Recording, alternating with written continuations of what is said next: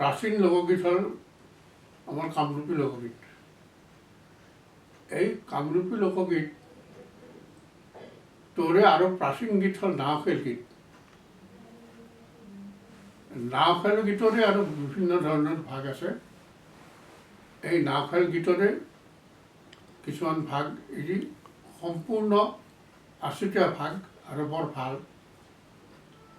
এইবিলাক আমি সৰুতে ১০-১৫ বছৰ আগত এইবিলাক শুনিছিলোঁ। তাৰে যেনে মই এনে উদাহৰণ দিছোঁ, যেনে হৰি বল হৰি বলে হৰি বল হৰি বলে ৰাম বল কানায়ে ও রাম বল কানায়ে এ হরি বলে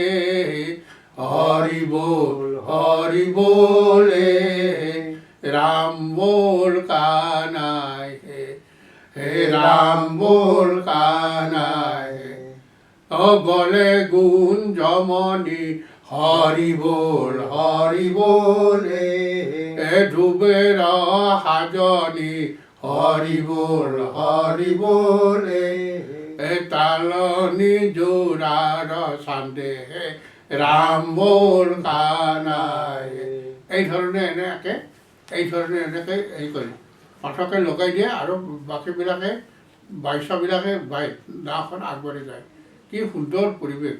সেই পৰিৱেশ আমি ১০-১৫ বছৰ বয়সত আমি এইবিলাক শুনিছিলোঁ, খুব ভাল।